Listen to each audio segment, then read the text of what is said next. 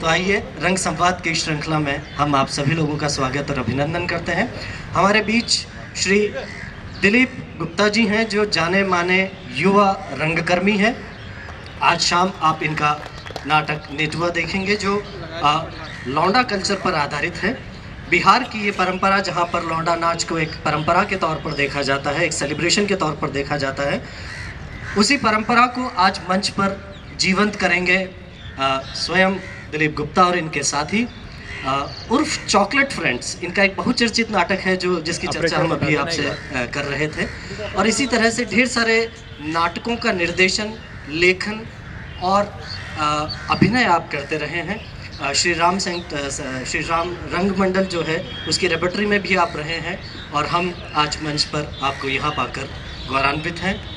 लोकनाट्य की परंपरा की अगर बात की जाए तो जयपुर का एक नाम हमारे सामने बहुत प्रतिष्ठित रूप में आता है। और ये नाम लेने से पहले मैं आपको बताना चाहूँगा कि ये जो हमारे दीपक जी हैं, नाम इनका दीपक है और किसी सूरज से कम नहीं है।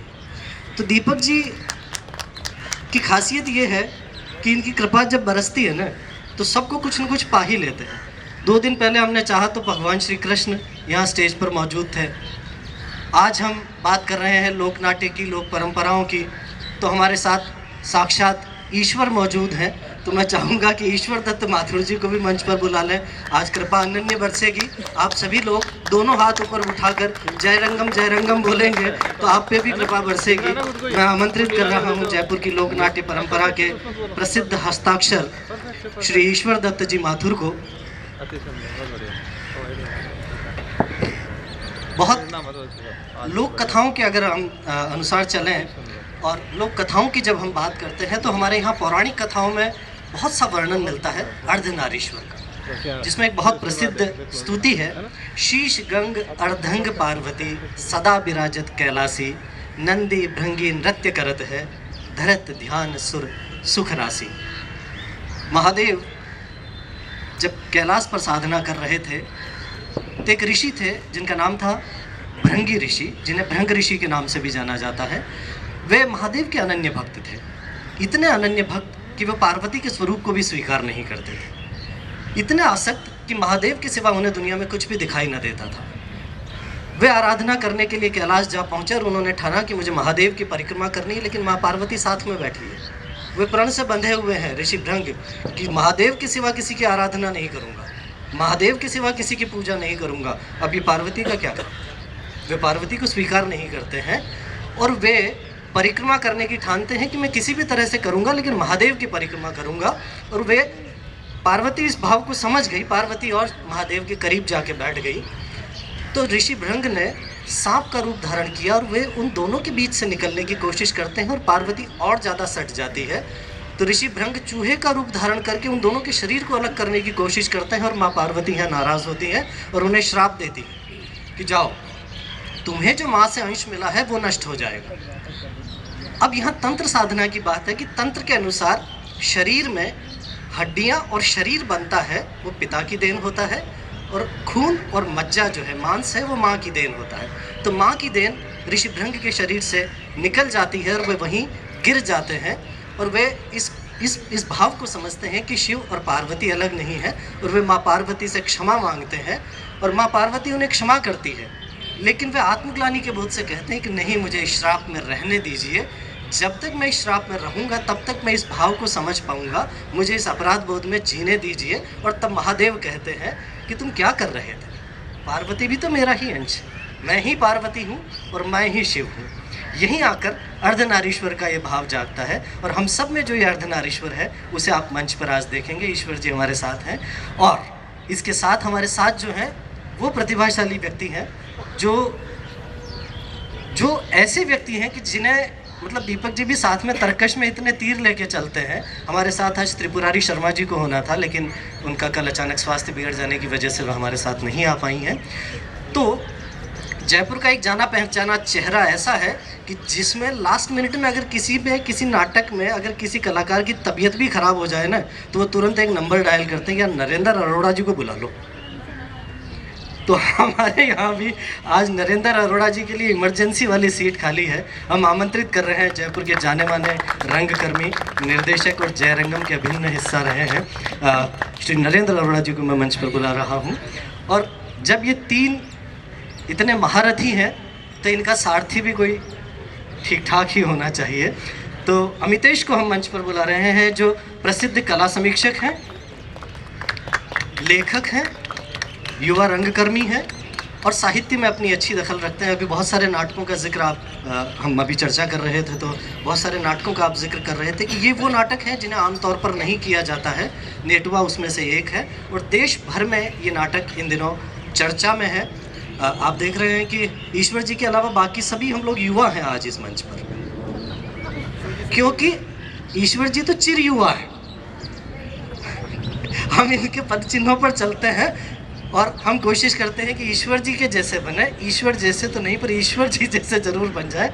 तो मैं मंच सौंप रहा हूं अमितेश को और आगे की चर्चा अमितेश करेंगे। लोक नाटकों में पुरुषों द्वारा महिला पात्रों का अभिनय। और अब मुझे हेमंत आचार्य को इजाज़त दीजिए। नमस्कार।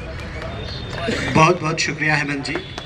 और मैं दिल से बता रहा हूँ कि हम लोग इतनी जगह जाते हैं, इतने कार्यक्रम देखते हैं, लेकिन ये जो परिचय का सत्र होता है वो हर जगह इतना बोरिंग होता है कि आप ऊब जाते हैं उससे।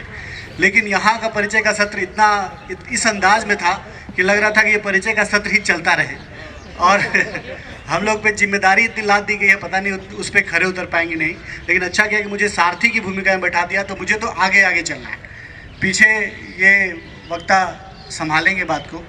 और मुझे इस बात से बहुत खुशी हुई कि हमने लोक नाटकों पे एक सत्र रखा, जहाँ पे आधुनिक रंगमंच की तरह का एक सेटअप बनाया गया है। और आधुनिक लगभग मॉडर्न ड्रामा अधिक होते हैं और लोक नाटक कम होता है, उसके बीच हमने लोक नाटक पे एक सत्र रखा। और हम जानते हैं कि थोड़ा सा परिचय देके फिर मैं उस तरफ आपकी तरफ आऊँगा कि संस्कृत नाटकों का जब एक तरह से अवसान हो जाता है, ख़त्म हो जाते हैं संस्कृत नाटक, तो पूरे भारत भर में लोक नाटक शुरू होते हैं। और इसमें दो तरह की परंपराएं हैं, एक जिसको हम लौकिक कहते हैं, जिसमें और दूसरे को धार्मिक कहते हैं। धार्मिक कहानियों में रामायण और महाभारत और कृष्ण से जुड़ी हुई कहानियाँ मंचित की जाती हैं, जैसे रामलीला, रासलीला। साउथ में जाएंगे तो यक्षगान होता है, थेरुकुट्टू होता है। और दूसरी तरह की कहानियाँ होती हैं जो लोक की होती हैं, जो उनकी अपनी कहानियों से निकली होती हैं, जिनमें आप राजस्थान की बात करें तो तमाशा है, ख्याल है, फिर महाराष्ट्र में लावणी तमाशा होता है, बिहार में जाएं तो नाच है, यूपी में नौटंकी होता है, हरियाणा में स्वांग होता है। इस तरह की पूरी परंपरा मौजूद है। इन सारी परंपराओं में बहुत सारी समानताएं हैं, और जो एक बड़ी समानता है वो ये है कि इन सारे नाटकों में कमोबेश पुरुष ही स्त्री की भूमिका किया करते हैं। जबकि हम शोध जब करते हैं तो पाते हैं कि संस्कृत नाटकों में ऐसा नहीं था। संस्कृत नाटकों में स्त्रियां थी, वो अभिनय करती थी, लेकिन अचानक से जब ये शिफ्ट होता है तो पुरुष स्त्री की भूमिका निभाने लगते हैं। तो कोई ना कोई सामाजिक कारण होगा, तो हम उस सामाजिक कारणों पे बात करेंगे। दूसरा, जो अर्धनारीश्वर की बात हेमंत जी ने कही कि अर्धनारीश्वर, कि हम अपने भीतर स्त्री और पुरुष को एक साथ लिए रहते हैं, तो क्या जब मंच पर उसको निभाते हैं तो वो एक साथ निभाते हैं, या हम उसमें कुछ शिफ्ट करते हैं कि हम स्त्री निभाते हुए स्त्री होते हैं और फिर उससे निकल के बाहर पुरुष हो जाते हैं, या हम कला में स्त्री होते हैं और समाज में हम पुरुष हो जाते हैं। और फिर जब हम इस तरह की भूमिका निभाते हैं तो समाज हमको कैसे लेता है, क्या समाज में हमारा स्थान, एक हम जानते हैं कि पूरे हिंदी प्रदेश में कलाकार का स्थान कभी उतना सम्मानजनक नहीं रहा, खासकर नाटक करने वालों का। खैर, हम अपने प्रदेश के अनुभव से बना सकते हैं, कभी भी नाटक करने वालों को नचनिया कहा जाता है। नचनिया बहुत हे टर्म में इस्तेमाल किया जाता है। तो और स्त्रियों की भूमिका भी कुछ उसी तरह की है कि उनको हम बहुत सम्मानजनक स्थान अभी भी नहीं दे पाए हैं। उसमें जब कोई पुरुष स्त्री की भूमिका करता है तो उसकी भूमिका समाज में क्या होती है। तो इस तरह के बहुत सारे सवाल हैं मेरे मन में, और पहले आप लोग अपना अपना वक्तव्य दें और फिर हम उससे सवाल की तरफ बढ़ेंगे। दिलीप भाई से शुरू करते हैं।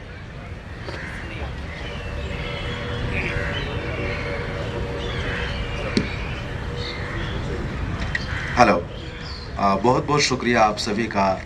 और वाकई अमितेश ने जो बातें रखी हैं कि सबसे पहली बात, जब मैं इस नाटक को ही कर रहा था तो उस दौरान जो बात थी कि संस्कृत नाटकों में महिला की भूमिका महिलाएं ही करती थी, फिर बाद में पुरुष ही क्यों करने लगे। फिर मुझे थोड़ा सा मैं अपने जो नेटुआ नाटक की परंपरा के पीछे मैं जाता हूँ तो देखता हूँ कि वहाँ पे एक जो मानसिकता है, जो नेटुआ नाच या जिसको हम बिहार में लौंडा नाच के नाम से जानते हैं, वो कहीं न कहीं वो एक सामंती मानसिकता द्वारा पैदा भी की गई और ख़त्म भी हुई। एक इस तरह का नाच हम देखते हैं तो कहीं न कहीं स्त्री की भूमिका को ही संदेह के घेरे में लाकर खड़ा करना, ये मुझे लगता है कि समाज की सबसे बड़ी एक मतलब वो निर्णय था जिसकी वजह से महिलाएं बाहर कर दी गई।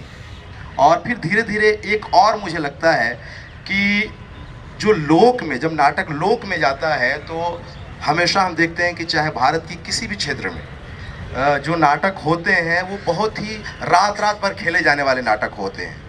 उसमें हम बात करते हैं क्षमता की, तो लगातार बड़ी ऑडियंस को दिखाने के लिए रात भर परफॉर्म करना है, तो इसलिए महिलाओं को निकालना। फिर धीरे धीरे जब बात आती है हम और थोड़ा सा आगे बढ़ते हैं तो किस तरह से, जैसे आपने बात कही कि पुरुष की भूमिका निभाने वाला कलाकार, उसकी स्थिति क्या होती है समाज में।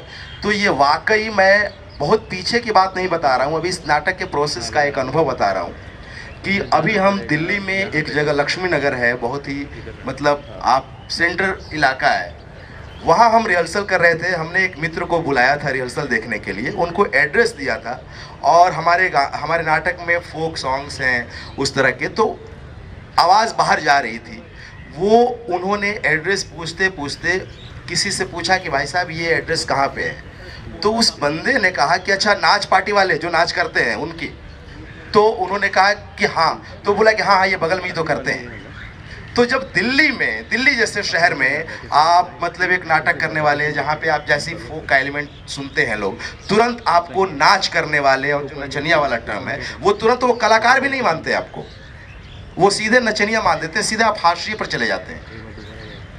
और इस तरह से समाज में भी, और स्त्री जो यौन कुंठा है समाज में वो, और जो सामंतवाद है वो यहीं से मुझे लगता है कि वो रेगुलेट करना शुरू कर देता है कि किस तरह से जिस पुरुष को हम महिला के रूप में देखते हैं, फिर उसको अलग अलग तरह से प्रताड़ित करना। फिर एक जातीय फैक्टर भी बहुत बड़ा फैक्टर है, क्योंकि बिहार में खास तौर से, क्योंकि मैं बिहार से हूँ तो बिहार के अनुभव को ज़्यादा बेहतर तरीके से शेयर कर पाऊँगा। तो उसमें क्या है कि छोटी जाति के लोग ही ये लौंडा नाच या नेटुआ नाच करते रहे हैं। क्योंकि उनको एक हमेशा अपनी उंगली पे नचाने के लिए, अपने फ़ायदे के लिए कि हम इंटरटेन भी करें और भी जो कुछ हो सकता है हम इनके बहाने अपनी आवश्यकता की पूर्ति करते रहें। तो इस तरह से वो बना और धीरे धीरे भिखारी ठाकुर आते हैं और उसको एक सामाजिक सरोकार में बदलते हैं, जिसको लेकर बहुत भारी विरोध झेलना पड़ता है उनको। और यहाँ तक कि गांव से निकाला दे देना, समाज से बहिष्कृत कर देना, ये तमाम तरह की चीज़ें होती हैं। फिर धीरे धीरे मीडिया भी आता है और तमाम तरह की चीज़ें आती हैं, धीरे धीरे वो नाच की परंपरा ख़त्म हो जाती है। जो आज के नाटक में भी लगभग ये सब बातें देखने को मिलेंगी। ईश्वर सर हमारे साथ हैं, मैं उनसे उनके अनुभव जानना चाहता हूँ। इतने लंबे अरसे से उन्होंने लोक नाट्यों को देखा है और उनमें स्त्रियों की भूमिका करते हुए पुरुषों को देखा है, तो आपका अनुभव क्या है सर? सबसे पहले तो मैं जयरंगम को धन्यवाद दूंगा कि मुझ नाचीज़ को यहाँ आमंत्रित किया। मित्रों, अभी हेमंत ने अर्धनारीश्वर की बात की, तो ये सही है कि एक इंसान में स्त्री है, पुरुष है, और ये एक प्रभु की या प्रकृति की देन है कि आदमी जो कुछ नहीं होता वो बनना चाहता है, जो नहीं होता है वो बनना चाहता है। कभी कभी आपके मन में आता होगा कि मैं भी कुछ ये स्वांग करूं, और ये जो हमारे तीज त्योहार ऐसे अवसर दिए वो इसीलिए दिए गए। मैं राजस्थान के संदर्भ में विशेष रूप से बात करूंगा। ये वो अवसर है जब आदमी अपनी अंदर की जो उसने बहुत दिनों से सपने पाले हुए हैं, जिनको आप कुंठाएं कह सकते हैं, जिनको कुछ भी कहें आप, वो उनको उतारता है अपने जीवन में और समाज के सामने प्रदर्शित करता है कि नहीं, मैं वो नहीं हूँ, मैं ये भी एक चीज़ हूँ। इसको आप स्वीकार करें ना करें आपकी इच्छा है, लेकिन मैं इसका भी मतलब ये भी मेरा एक स्वरूप हो सकता है। दूसरा बात, जहाँ तक स्त्री पात्रों को जब पुरुष करता है तो शायद पहले ऐसा नहीं रहा होगा। हम पुराने अपने शास्त्र देखें, नाट्य शास्त्र में भी उल्लेख मिलता है, संस्कृत नाटकों में तो भरपूर उल्लेख है कि महिलाएं पात्र करती थी। लेकिन मैं भारतीय संदर्भ में अगर बात करूं तो मैं ये मानता हूं कि जब विदेशी आक्रमण हुआ, क्योंकि भारतीय जनमानस पूरब से लेकर पश्चिम तक, उत्तर से लेकर दक्षिण तक एक सूत्र में गुथा हुआ है। भले ही भाषा अलग हो, संस्कृति अलग हो, पहनावा अलग हो, परंपराएं अलग हो, लेकिन उनकी जड़ एक है, मैं ऐसा मानता हूँ।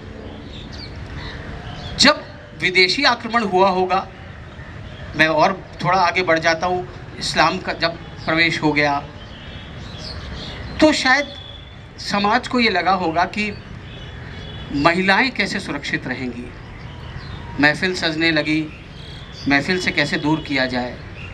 लोकानुरंजन के साधन तो बढ़ते रहे, क्योंकि लोग अपना संसार खुद रचता है, मनोरंजन के साधन खुद बनाता है, उसे स्वीकार भी करता है।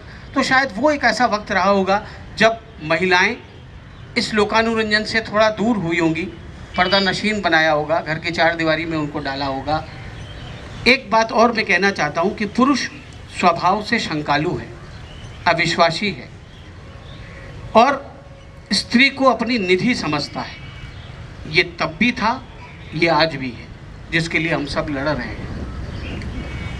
और उसने कभी नहीं ये चाहा होगा कि मेरी बेटी, मेरी बहन, मेरी बीवी सबके सामने कुछ अभिनय करे, डांस करे। शायद आपको ये बात गले नहीं उतरती होगी, लेकिन ये मेरा अपना एक सोच है और ये किसी हद तक बहुत सही भी है। उसने कहा नहीं, तुम तो दूर सामने पेड़ के नीचे कुर्सी को देखो, आज मैं तुम्हारे कपड़े पहनकर मैं डांस करूँगा, मैं नाचूंगा। राजस्थान के संदर्भ में जितनी भी लोक नाट्य शैलियाँ हैं, मैं उनकी अगर आपसे चर्चा करूँ, गौरी, रम्मत, भवाई, ख्याल, घेर, किसी भी परंपरा में चले जाइए, पुरुष बखूबी अभिनय करते रहे हैं, कर रहे हैं। हमारे यहाँ ख्याल की परंपरा बहुत समृद्ध रही। कुचामणी ख्याल, लच्छी राम जी उसके प्रणेता रहे। और जब हम चिड़ावी ख्याल की बात करें तो नैनू राणा उसके प्रणेता रहे। जब मैंने उनको तो नहीं देखा, लेकिन मैंने ओगम राज जी के बहुत सारे परफॉर्मेंस देखे और ओगम राज जी स्त्री का वेश भर के और वो सब किया करते थे। मैं सोचता हूँ एक कुशल नृत्यांगना शायद वो सब इतना बढ़िया डांस नहीं करती थी या इतना अच्छा नहीं गाती थी। क्या उनका गायन था और क्या उनका अभिनय था। और जब वो स्त्री का वेश भर के स्टेज पर खड़े होते थे, लगता था कोई ठुकरानी खड़ी हो गई है। सच के ओरिजिनल गहने पहन के वो खड़े होते थे। उनका एक बड़ा किस्सा मशहूर है, LMB सेठ के यहाँ का बड़ा किस्सा मशहूर है, उस पर मैं नहीं जाना चाहता। घर में झगड़ा हो गया उनको इस बात को लेके, और फिर वो गुमराज जी को एक दिन घर पे लंच पे ले गए और उन्होंने अपनी वाइफ से परिचय कराया कि कि तुम कहती हो कि मैं जिस महिला पर फिदा हूँ वो आज मेरे घर खाना खाने आ रही है। और उन्होंने इस चीज़ को खैर किसी तरह से किया। खैर मैं ये कहना चाहता हूँ कि वो समय था, लेकिन समाज ने उसको स्वीकारा, क्योंकि समाज भी उन्हीं विश्वासों का था, समाज भी उन्हीं मान्यताओं को मानता था, समाज भी उन्हीं परंपराओं को मानता था। लोक नाट्य अपने आप में एक समृद्ध परंपराएं रही है, आज भी है। हम जब मॉडर्न थिएटर करते हैं तो लोकनाट्य को सहारा सिर्फ इसलिए लेते हैं कि इसमें हम कुछ चमत्कार कर दें। बहुत सारे डायरेक्टर्स को मैं देखता हूँ कि अरे ये तो मैंने एक ख्याल का पुट डाला है, पढ़ मैंने इसलिए इस्तेमाल की कि लोग चमत्कृत हो जाएं। बहुत सारी चीज़ें ऐसी हैं। दूसरा प्रश्न आपने उठाया कि जो लोग स्त्री पात्रों का निर्वाह करते हैं उनका सामाजिक जीवन कैसा होता है। ये बहुत विडंबना है हमारे देश की। जो राज्य थोड़े से सांस्कृतिक रूप से समृद्ध हैं वहाँ तो फिर कलाकार की कदर होती है। मैं महाराष्ट्र की कह सकता हूँ,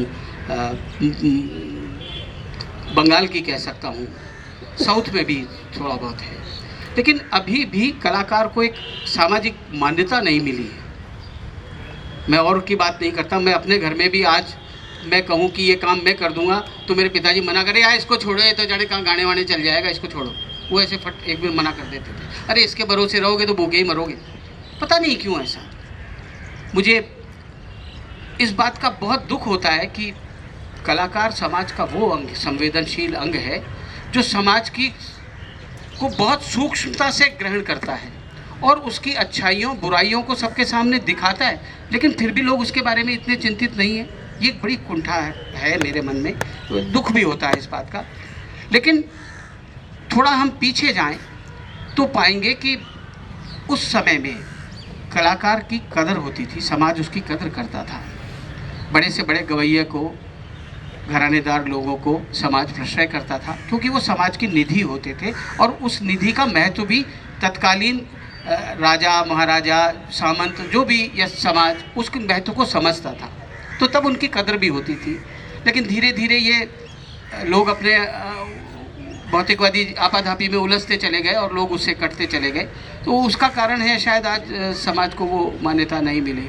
मुझे याद है अपना उत्सव बम्बई में जब दूसरा हुआ तो डाया भाई एक गुजरात का कलाकार था जो रावण हत्था बजाया करता था, बहुत मीठा गाता था, एक आंख से थोड़ा बाजार बंद था। वो कहता था कि सरपंच ने मुझे जो ज़मीन दी है वो नाले के पास दी है, गांव के आखिरी छोर पर, बदबू आती है मैं अब सोच नहीं सकता ज़िंदगी में मेरे साथ क्या हुआ। और जब मैं अपना उत्सव में भाग लेके आ, 2-3 बार टीवी पे दिख गया और जब मैं गांव गया तो वही सरपंच माला लेके मेरे स्वागत में आया। मैं ये बात इसलिए उद्धृत कर रहा हूँ कि कलाकार या कलाकर्म या कला विधाओं की चेतना या उनका नोटिस तब किया जाता है जब शासन प्रशासन कहीं गले में फंस जाता है, तब कलाकार याद आते हैं उनको, वरना कलाकार की कोई सुध लेने वाला नहीं है। कला बिचौलियों की बात छोड़ दीजिए, लेकिन कलाकार की कोई सुध न सरकार लेती है ना कोई। और आज जो लोक कलाकारों की स्थिति है उसके आप सोच रहे हैं, उन लोक नाट्य शैली को बिगाड़ने में सरकारी योजनाओं का बड़ा हाथ है। आपने उनको एड्स के प्रोग्राम दे दिए, आपने उनको रक्तदान के दे दिए, और देते क्या हैं 150 रुपया 250 रुपया पर शो। 6 शो करेंगे, आप सोचिए 8 जने, उनको क्या मिला? उनके भी घर परिवार है, आटा उनको भी चाहिए, उनको भी सेल फोन चाहिए, उनके भी बच्चे पढ़ते हैं, ये कौन सोचेगा? ये बहुत बुरी स्थिति है। लेकिन आज भी गांव में आप जाएं और उस कलाकार के बारे में पूछें कि भाई प्रकाश तुम किसके बेटे हो? कि जी मैं प्रकाश का हूँ। अरे वो जो ख्याल करता है, हाँ साहब मेरे पिताजी देखो डांस करते हैं, बहुत अच्छा करते हैं। परिवार में उनके बल है और यही परिवार का बल उनको आज इस क्षेत्र में रखे हुए हैं। बहुत सारी बातें हैं कहने को, आगे जारी रखेंगे। सर, जैसा कि बताया गया कि आप अभिनय भी करते हैं, तो उस अनुभव से मैं जानना चाहता हूं कि क्या जो 2 तरह की बातें अभी तक सामने आई कि तो स्त्रियों को बाहर नहीं रखना था, और अगर आप नाटक करते तो पूर्वाभ्यास करते तो उसमें भी आपको घर के बाहर जाना पड़ता। दूसरा कि आपको रात भर रिहर्सल करने पड़ते, रात भर परफॉर्मेंस करना पड़ता। तो क्या शारीरिक क्षमता का जो मामला है कि पुरुष की शारीरिक क्षमता स्त्री की शारीरिक क्षमता से अधिक है, ऐसा माना जाता है। विज्ञान ये प्रमाणित कर चुका है कि अगर आप एक तरह से पालन पोषण करते हैं तो शारीरिक क्षमताओं में कोई बहुत ज़्यादा फर्क होता नहीं है। लेकिन जो सामाजिक मान्यता थी इसका असर पड़ा और बहुत दिन तक अभी भी लोक नाटकों में स्त्रियों की जगह पुरुष ही ये भूमिका निभाते चले आए। देखिए, अगर अपन इसको सिलसिलेवार देखें तो पता लगता है कि जहाँ अपन बात करें तो संस्कृत थिएटर की, तो संस्कृत थिएटर जिस ज़माने में होता था तो वो उच्च वर्ग के लिए होता था। बेसिकली उसको आप मिनी एक प्रोसिनियम टाइप कह सकते हैं, मतलब ओपन में किसी गांव की चौपाल के ऊपर नहीं हुआ करता था। तो वहाँ पर तो एक सीमित दायरे के अंदर महिलाएं अपना महिलाओं का पात्र कर लिया करती थी। जैसे ही ये नाटक लोक में आया, गांव में आया, तो जो वर्ग से जुड़ा वो पहली बात तो उच्च वर्ग नहीं था उस समय का, बीच का वर्ग था या कुछ निम्न वर्ग था जिन्होंने अपना एक साधन निकाला रोजगार का, और ये मंचन होना शुरू हुए। नो डाउट ये भी एक कारण रहा होगा कि पूरी रात रिहर्सल करनी है तो महिला के साथ होने पे एक सुरक्षा की भावना तो होती है। और उस वक़्त जब नाटक पूरी रात चला करते थे तो वो ऐसा काल था, मुझे ऐसा लगता है, हालांकि में अपनी ओपिनियन है कि उस काल में कुछ ऐसी भावनाएं समाज के अंदर आ गई थी कि पुरुष अपने आप को बहुत ज़्यादा महिलाओं के मुकाबले काबिल मानने लगा था। और मेरा तो यहाँ तक मानना है कि उस वक्त पुरुष लोग खाली महिला का रोल इसलिए नहीं करते थे कि महिला रोल करने के लिए उपलब्ध नहीं थी। पहली बात है, हमारे यहाँ कुरीतियाँ, हमारे यहाँ जितने भी अंधविश्वास हैं, हमारे यहाँ जो भी आडम्बर्स हैं, वो उनको आगे आने नहीं देते थे। अगर वो आगे आना भी चाहें तो उसका पुरुष का जो ईगो उस वक्त इतना था, उसे लगता था कहीं अगर ये महिला पात्र आ गई यहाँ पर काम करने के लिए, उसने अच्छा अभिनय कर दिया तो हम सारे पात्रों की मेहनत पे पानी फिर जाएगा। एक ये भावना भी उस वक्त रहती थी। अब प्रोसिनियम थिएटर में आने के बाद फिर वापस बदलाव आया, क्योंकि जब तक हम लोक नाट्य कर रहे थे तब तक तो ये लगता था कि पुरुष का पात्र जो है, महिला का पात्र पुरुष ही करती थी। प्रोसिनियम थिएटर में भी ऐसा कई जगहों पर देखने को मिला जहाँ पुरुष ने महिलाओं के पात्र किए, लेकिन उसके पीछे कारण दूसरे भी रहे। एक तो एक महिला कलाकारों की कमी तो अपने आप में कारण थी ही, वो आज भी है, हमें अभी भी महसूस होती है। जब से मैंने थिएटर किया, आखिर हमने तो कभी किसी पुरुष से महिला पात्र कभी कभार एक आधा मजबूरी में कराया या किसी डिज़ाइन की वजह से कराया। जैसे कि हम चाहते हैं कि इस महिला पात्र के साथ में कुछ कॉमिक टच दे करके आएँ तो भी हम उसे पुरुष से महिला का पात्र कराते हैं। कई बार लगता है कि यार इसमें महिला पात्र के साथ कुछ लिबर्टी लेनी है, तो किसी महिला कलाकार के साथ तो लिबर्टी नहीं ली जा सकती, तो पुरुष को से वो महिला पात्र का अभिनय कराते हैं ताकि इसमें वो लिबर्टी ली जा सके और वो एक एंटरटेनमेंट का भाव पैदा करा जा सके जिसकी जनता डिमांड करती है। तो समय के साथ साथ देश काल वातावरण के हिसाब से चीज़ें बदलती हैं और बदलेंगी।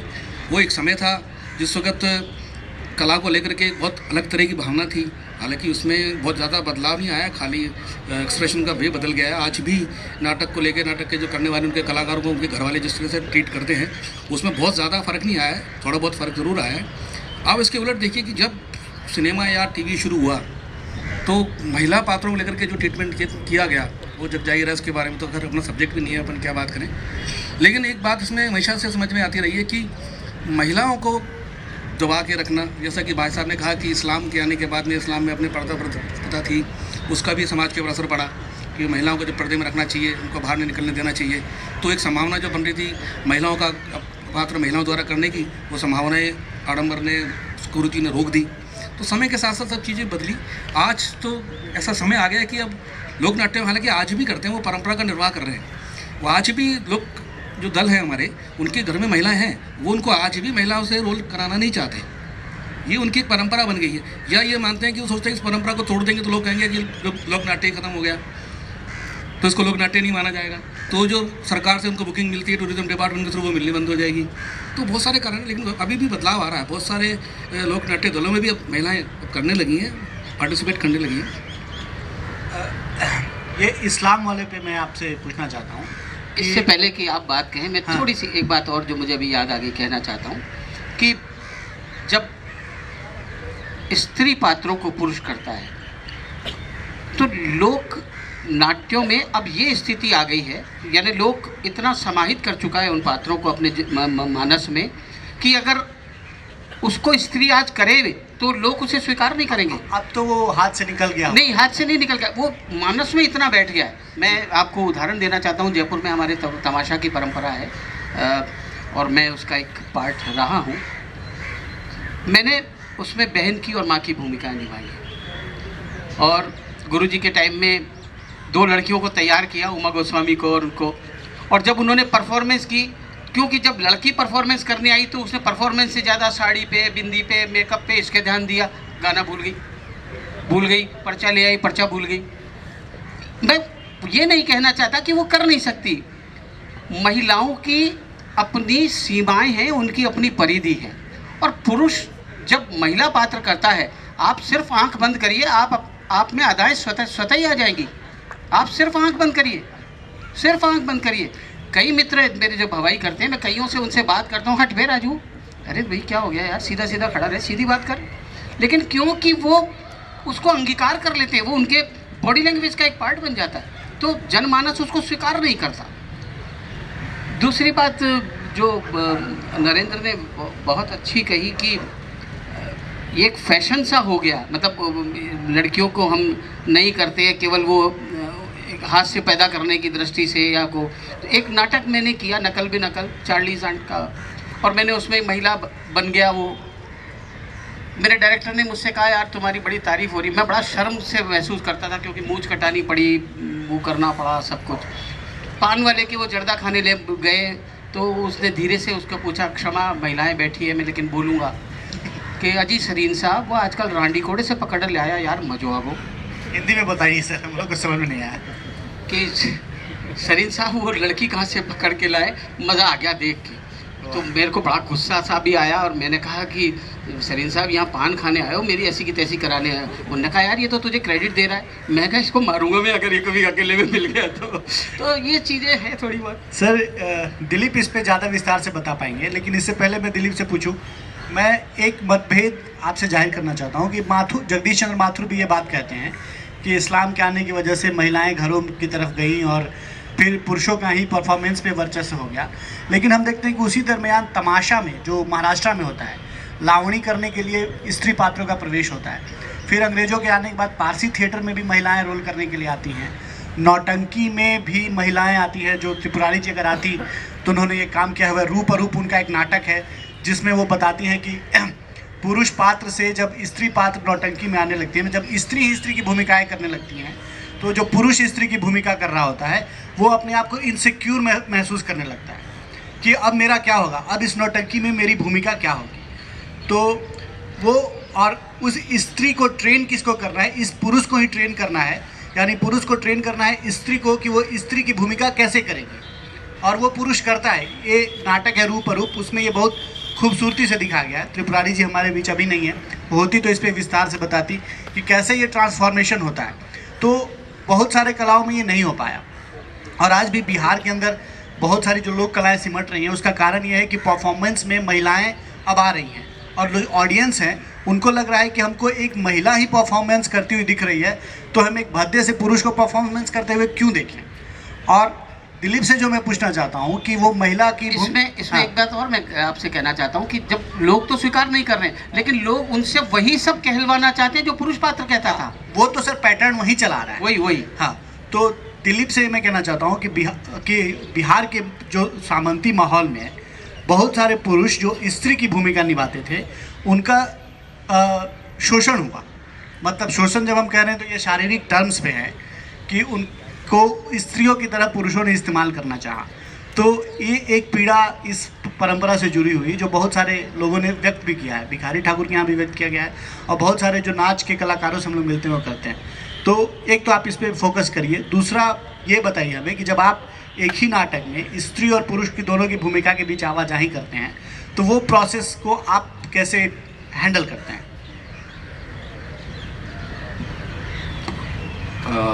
देखिए, दूसरे सवाल से ही हम शुरू करते हैं कि जैसा कि सर ने बताया कि वाकई यहाँ जेंडर का मामला है कि एक मेल फीमेल का कोई कैरेक्टर कर रहा है, लेकिन वहाँ भी बात आती है कैरेक्टराइजेशन की। आप एज एन एक्टर आपको एक कैरेक्टर करना है जो फीमेल कैरेक्टर है, तो वहाँ भी कैरेक्टराइजेशन का ही मामला होता है। लेकिन क्योंकि क्या होता है कि हम मतलब मेल के तौर पे बहुत सारी चीज़ें होती हैं हम सोसाइटी में, और एक जो डोमिनेटिंग जो फैक्टर होता है वो अपने आप आदमी के अंदर आता है, जो सोशल स्ट्रक्चर है। तो उसके आधार पे हमें, क्योंकि जब औरत की भूमिका करनी होती है तो सबसे पहले मैं अपने प्रोसेस में फील किया कि सबसे पहले आपको अपने सेल्फ को सरेंडर करना पड़ेगा।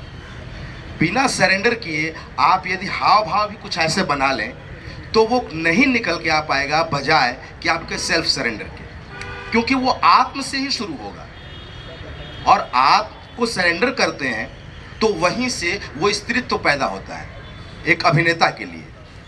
तो यहाँ पर वो जो यात्रा है या जो प्रोसेस की आवाजाही है वो आंतरिक ज़्यादा होती है बजाय बाहरी होने की, और वो वाकई मतलब वो बड़ा ही एक्साइटिंग भी होता है और पीड़ादायक भी होता है एक अभिनेता के तौर पे। क्योंकि कई बार क्या होता है कि अचानक आप कर रहे होते हैं, आपका पुरुष हावी हो जाता है, आप स्त्री की भूमिका कर रहे होते हैं लेकिन अचानक पुरुष हावी हो जाता है और फिर वहाँ मामला बिगड़ने लगता है। तो बड़ी ही सावधानी से अपने इनर को देखना और इनर को अवेयर होकर देखना बहुत ज़रूरी हो जाता है।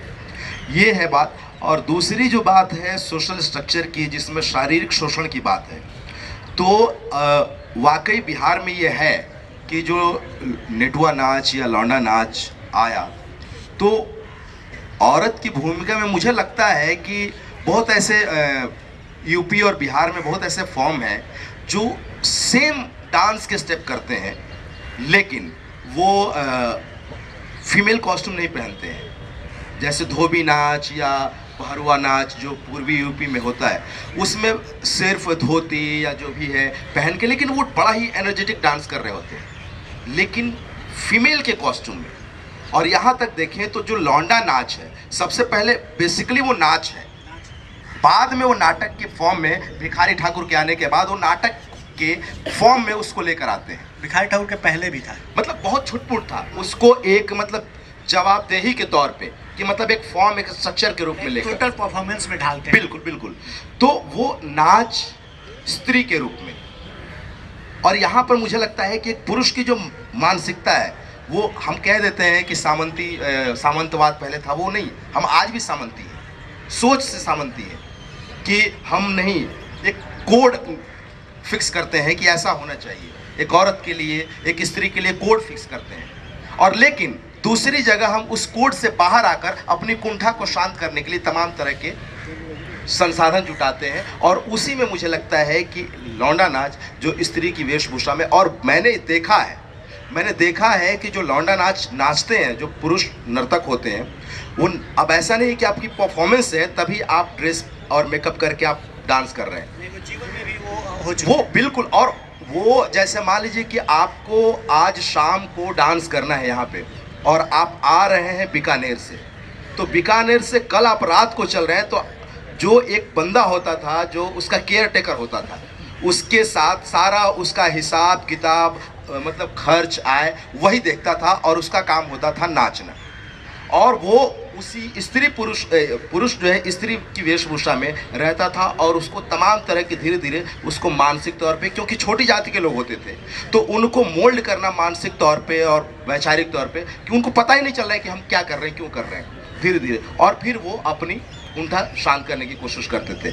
इसमें एक मैं चीज़ जोड़ूंगा, चाई ओझा का जिक्र आता है, बक्सर के रहने वाले, मतलब मुझे जितनी जानकारी, फोक आर्टिस्ट का नाम ले रहे हैं, वो डांसर रहे हैं बेसिकली, जो लौंडा नाच नेटुआ नाच हम बोलते हैं।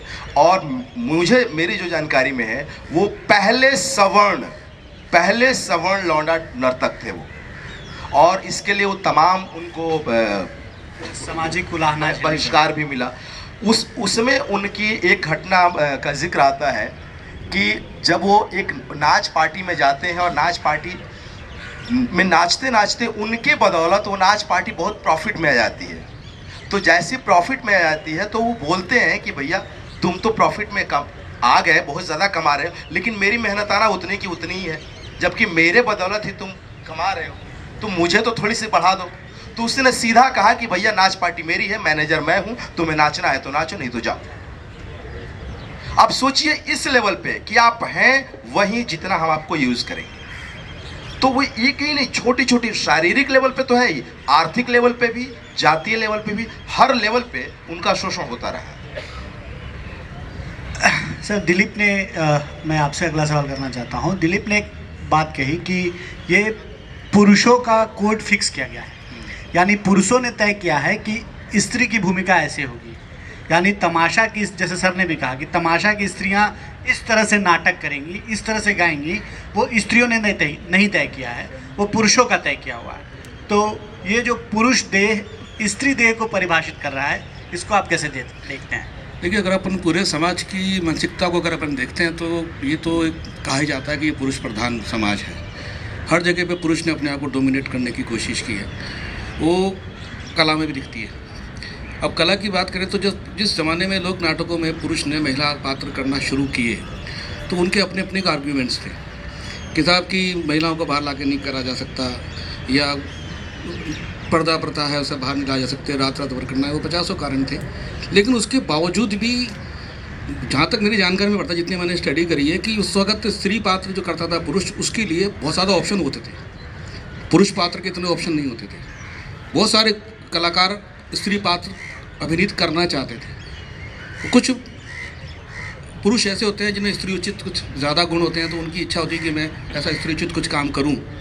उसके अलावा अगर आप देखें तो कुरान से भी अगर आप चलें तो अर्ध नारीश्वर है वो, अर्ध पुरुषवर्ष नहीं है। उसमें अर्धनारीश्वर है, अर्ध पुरुषों से नहीं है। तो वहाँ भी अगर आप देखो तो वहाँ नारी हावी थी, लेकिन यहाँ आते आते पुरुष हावी हो गए। तो ये तो समय के साथ साथ चीज़ें बदली हैं और आगे भी बदलेंगी। दूसरी बार कई बार ऐसा होता है कि जैसे पुरुष ही मानता है, यहाँ मैं इसको पुरुष की ईगो ही मानूंगा, कि मान लीजिए किसी पात्र में बहुत एनर्जी चाहिए, बहुत ऊर्जा चाहिए, तो ये मानते हैं कि साहब औरत तो कोमलांगी होती है, इतनी एनर्जी दे नहीं पाएगी, रात रात डांस भी नहीं कर पाएगी, थक जाएगी, शायद बेहोश ना हो जाए। तो एक वो भी कारण रहा होगा कि उन्होंने पुरुषों से स्त्रियों के पात्र करवाए।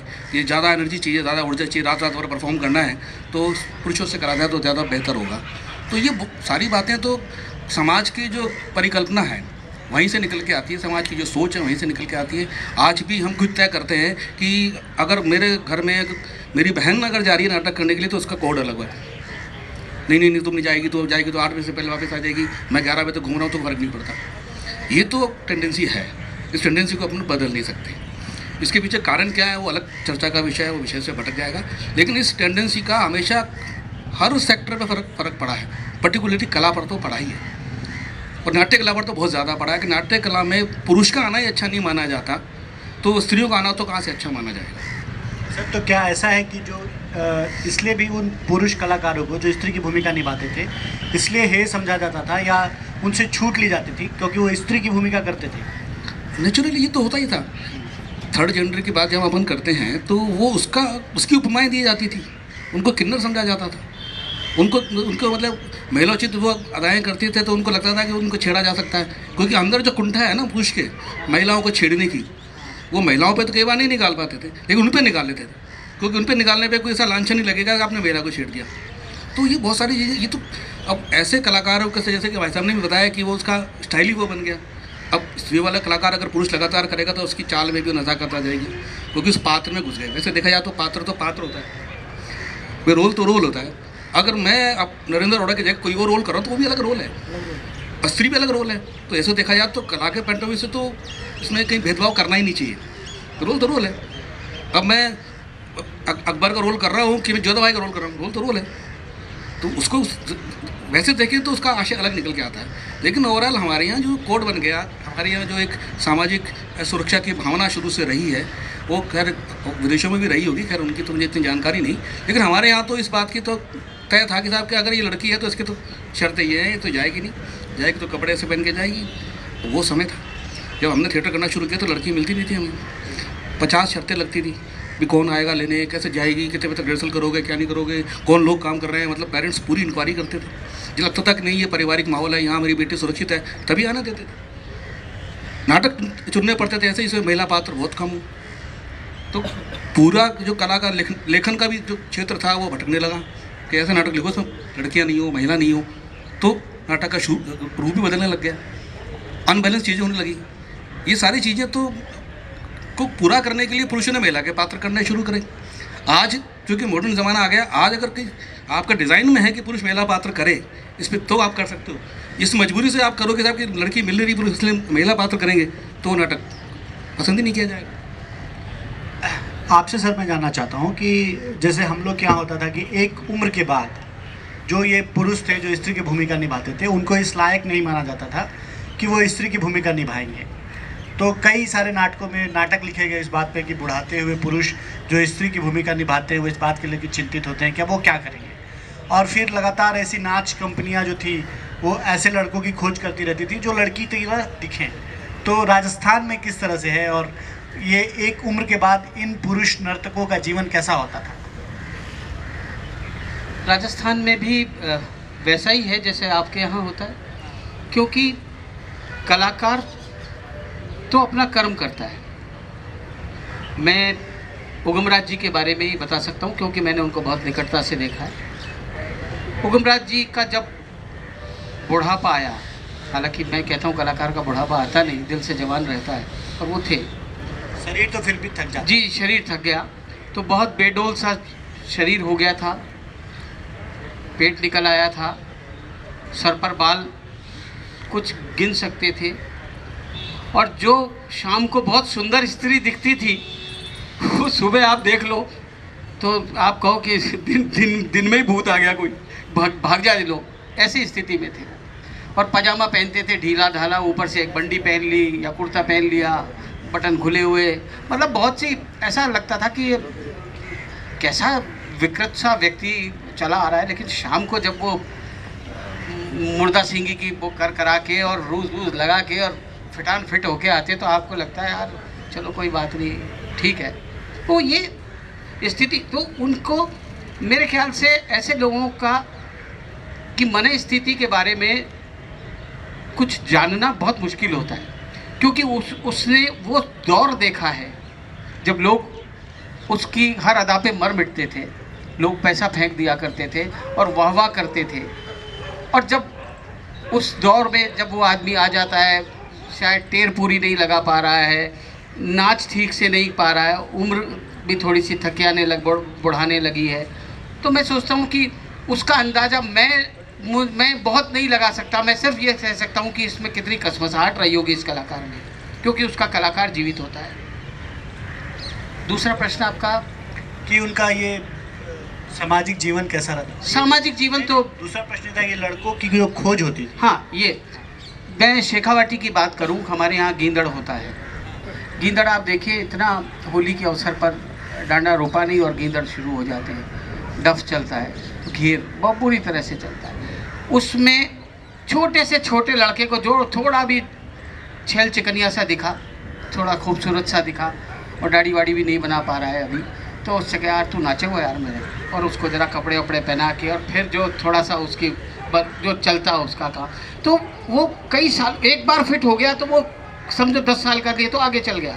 तो उस तरह की खोज बराबर जारी रहती है। लेकिन लोक नाट्यों में ऐसे पात्रों को ढूंढ पाना थोड़ा मुश्किल होता है, क्योंकि उसके पीछे उसका एक बड़ा रियाज होता है, बड़ी साधना होती है, उसको गाना पड़ता है, पूरे नाटक को याद करना होता है, उसमें वो खूबियाँ होनी चाहिए कि वो दर्शकों को कैसे संभाल लेगा। कई बार लोकनाट्य तो आप जानते हैं कि बहुत सारी चीज़ केवल रटनती है, केवल कलाकार पढ़े लिखे भी बहुत नहीं होते, गांव के परिवेश से उनका वाकफियत होती है। तो ऐसे लोगों को खोज करना, ऐसे लोगों को तैयार कर पाना बड़ा मुश्किल होता है, और ऐसे लोग अब मिलने बहुत मुश्किल है। जो मिल रहे हैं वो सिर्फ जीवन यापन का काम कर रहे हैं, लेकिन उस शैली को कोई तराशे वो थोड़ा मुश्किल लगता है। और इसका सबसे बड़ा जीता जागता उदाहरण है कि राजस्थान से नैनू राणा की एक बड़ी परंपरा चिड़ावी आज ख़त्म हो गई। उसी के परिवार के लोग अब केवल कोई मांड गा रहा है, कोई लोकगीत गा रहा है, बाकी आज कोई चिड़ावी ख्याल करने वाले नहीं है। वही चिड़ावी ख्याल जो तख्ता तोड़ के नाम से मशहूर था, लोग तख्ता देने पे घबराते थे, यार ये तख्ते तोड़ देंगे, यार इनको मत दो यार। आज वो शैली बिल्कुल ख़त्म हो गई है। कुचामणी ख्याल कहने को आज करीब 220-23 कलाकार आज इस क्षेत्र में हैं, लेकिन वो सब एड्स के काम कर रहे हैं, रक्तदान का काम कर रहे हैं, बेटी बचाओ बेटी पढ़ाओ का काम कर रहे हैं। लेकिन जब कभी उनसे कहो कि आओ भाई तुम जगदेव कंकाली करो या अमर सिंह राठौड़ करो या हरीशचंद्र तारामती करो लैला, तो वो गिनी चुनी अब उसकी खाना पूर्ति करते हैं। शुरू आए, उन्होंने वंदना करी 2-4 के, फिर मस्करा बीच में आ जाएगा, वो अपने कुछ लटक झटक करके आपको हंसाएगा। मुद्दे की बात 2-3 जो उनकी कॉपी में लिखी हुई है। एक ज़माना था, मेरे पास कुछ किताबें मौजूद है, छपती थी, लोग रखते थे, लोगों को याद था, सामने जो दर्शक बैठा है उसको भी पूरा ख्याल याद था। वो कहता था यार वो तो तूने गाया ही नहीं, अरे यार वो तो गाया यार, वो बागेश्वरी में वो कैसी बढ़िया चीज़ है, वो तो तूने गाई नहीं। लोग पकड़ लेते थे। अब ना वो लोग हैं ना वो करने वाले, ये चीज़ बहुत मिस करते हैं और ये दुर्भाग्य है हमारा। हमने बहुत बड़े रिसर्च इंस्टीट्यूट खोल दिए, प्रगति के नाम पे बहुत सारा कर दिया, लेकिन संस्कृति को बारे में बिल्कुल नहीं सोचा, तो हमारी गति खराब हो गई और हो गई। आज की पीढ़ी तो बहुत महरूम है इन चीज़ों से। मेरी ऐसी पीढ़ी के लोग उगमराज का नाम जानते हैं, लेकिन मेरा बेटा नहीं जानेगा। क्यों? कि हम अपनी जड़ से कट गए, हम अपनी परंपराओं से कट गए, हम अपनी, आप देखिए वो लोकनाट्य हमें अपनी परंपराओं का अवगत कराते थे, हमारी संस्कृति से अवगत कराते थे, हमारे रस्म रिवाज से अवगत कराते थे, हमें अदब सिखाते थे, हमें आचरण सिखाते थे। क्या नहीं सिखा देते थे वो? माता पिता के साथ कैसा व्यवहार हो, भाई के साथ कैसा व्यवहार हो, राम ने सीता के साथ क्या किया, अब कौन सिखाएगा? अब मुझे लगता है ये सही वक्त आ गया है जब हम इस पैनल को ऑडियंस के लिए खोल दें और आप में से अगर कोई कुछ पूछना चाहता है या कुछ कहना चाहता है तो वो कह सकता है।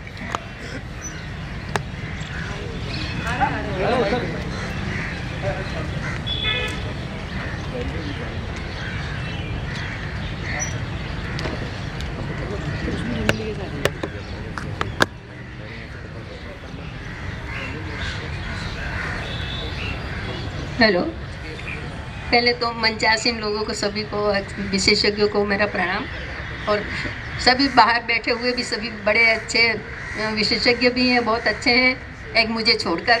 तो मैं सवाल तो क्या करूँगी, मैं कुछ बात करूँ, सवाल भी मेरा है।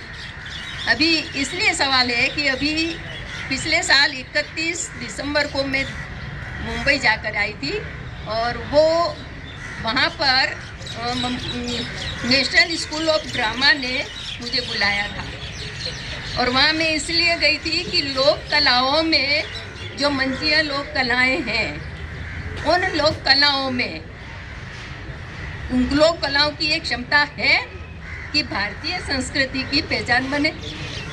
वो मुझे ये लगा कि शायद ये उनको प्रश्न करना ही नहीं चाहिए था, क्योंकि लोक कलाएं सभी संस्कृतियों में कुछ न कुछ परिवर्तन, ट्रांसफॉर्मेशन से जिंदा हैं। वो चाहे किसी भी प्रकार के लोग हों, किसी भी जाति, सवर्ण जाति या कोई भी हों, हम उनसे परे नहीं हैं, आज भी है। और आज तो मैं खड़ी हो जाऊं शायद, तो आज तो और भी अधिक जो है ये लोक कलाएं हमारे अंदर नया रूप धारण किए हुए सड़कती हैं। आप कहेंगे कि कैसे?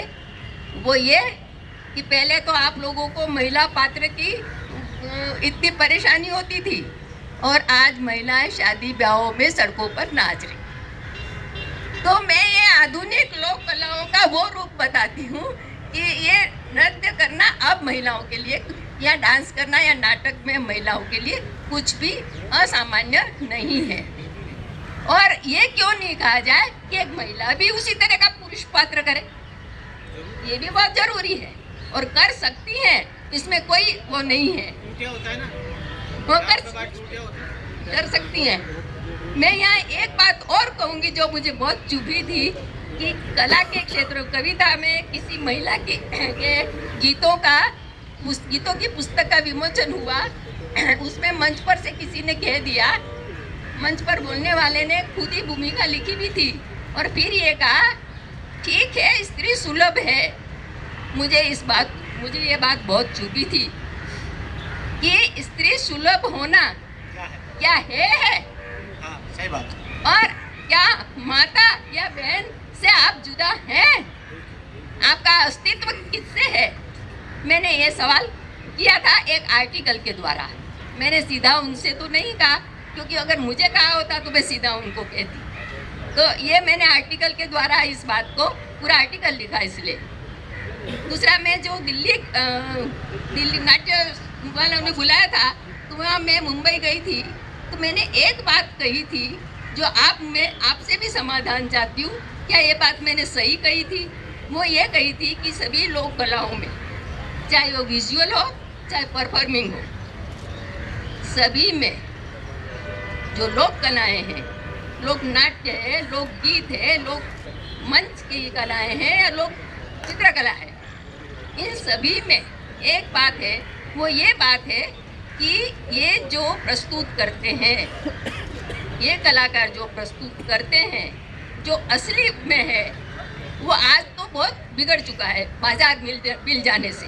बाकी जो असली है उसमें एक प्रकार का मानव जीवन का बचपन झलकता है।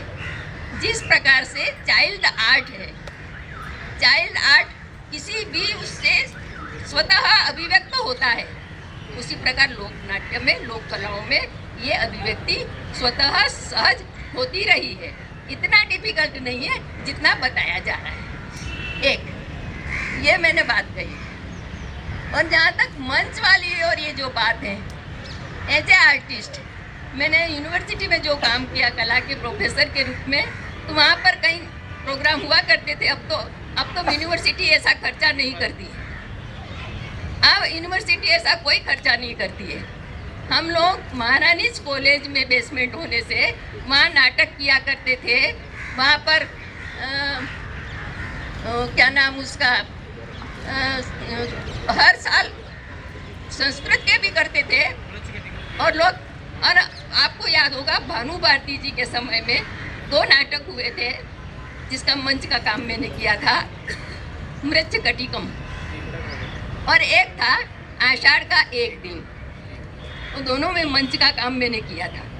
और वो भी 2 दिन पहले ही मैं अपनी एग्जीबिशन करके आई थी और जल्दी जल्दी किया था। और जो मृच्छकटिकम है, उस मृच्छकटिकम में बैलगाड़ियां मंच पर चलाई थी।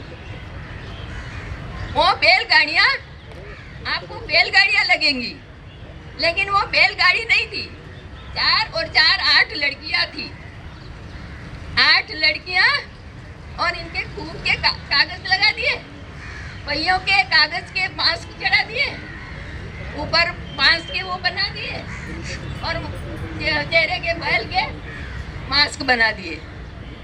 और उसकी इतनी प्रशंसा हुई कि 3 घंटे के नाटक में बैलगाड़ियां आकर्षित करती रही।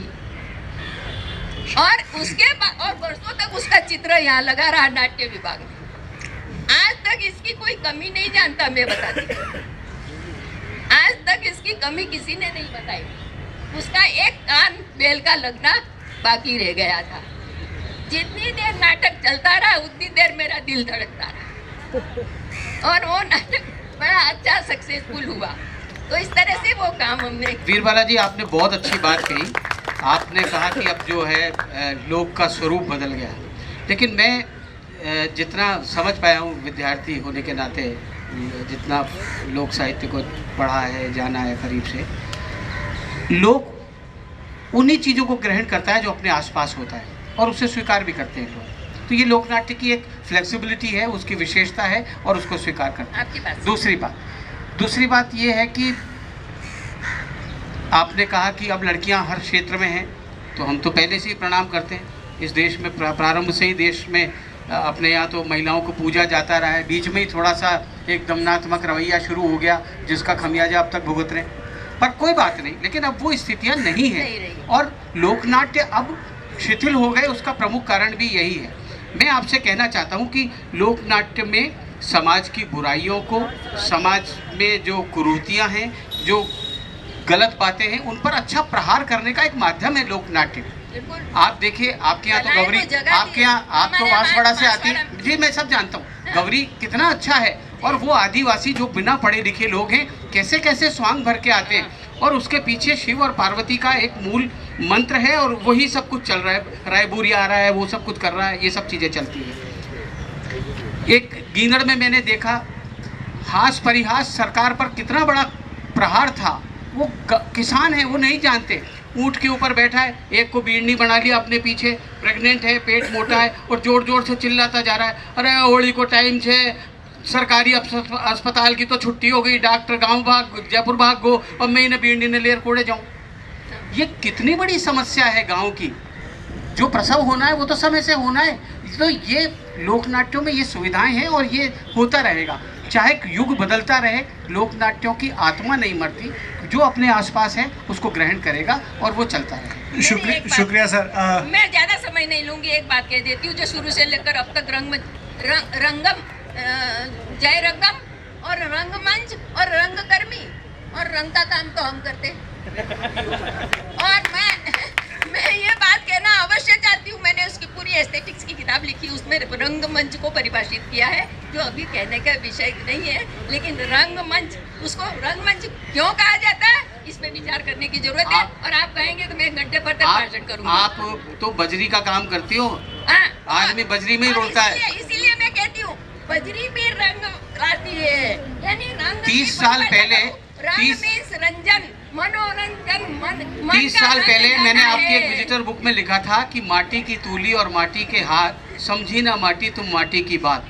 30 साल पहले मैंने आपकी डायरी में लिखा था। तो आप तो स्वयं सृष्टि की रचयिता हो, ऐसे क्यों कहते हैं? मुझे लगता है सर ये हरि अनंत हरि कथा अनंता है। मैं रंग अगर की विरोधी नहीं हूँ, मैं रंग के बारे में परिभाषा करना चाहती थी। आप विरोधी हो, आप विरोधी नहीं हो। कोई कला किसी कला की विरोधी नहीं हो सकती, हमको लगता है।